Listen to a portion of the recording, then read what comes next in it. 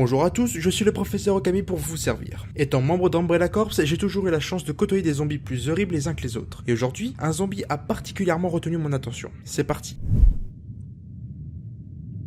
Le ténia ne s'appelle pas ainsi par hasard, car voyez-vous, l'origine de ce zombie est un parasite. Il s'agit du ténia, un long ver ayant pour unique but de parasiter vos intestins, donc de manger la nourriture que vous ingérez, vous privant ainsi de tout nutriment, et ce, jusqu'à mort s'en suive. Au tout début, il ne s'agit que d'un simple ver, mais suite à de très nombreux tests et modifications génétiques, il a évolué en une chose bien pire encore. Car de la même manière qu'un claqueur, le ténia modifié va d'abord tuer son hôte, puis prendre possession des lieux, n'ayant que pour seul but que de se nourrir et de se reproduire.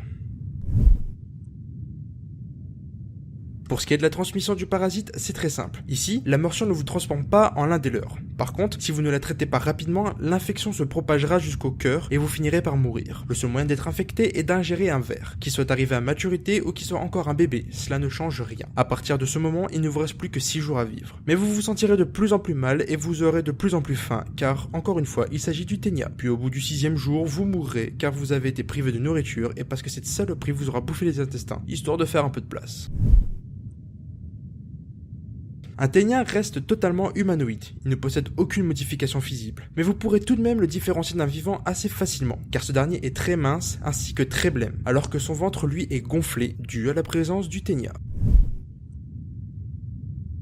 Pour le neutraliser, ce n'est pas simple du tout. Ici, lui exploser la tête ou lui arracher les membres supérieurs est une action suicidaire, car dans ces cas-là, le ténia n'hésitera pas à sortir, puis soit il vous dévore directement, soit il tente de s'infiltrer en vous. De plus, si vous lui faites des trous un peu partout, vous risquerez de percer la poche où stocke sa progéniture, et à ce moment précis, si vous êtes trop proche, vos chances de vous faire contaminer avoisinent les 100%. Ainsi, le mieux restant à faire est de frapper ou de tirer à une distance raisonnable, tout en visant la partie gonflée du ventre. Mais malgré ça, face à un ténia, vos chances de survie ne sont que de 40%.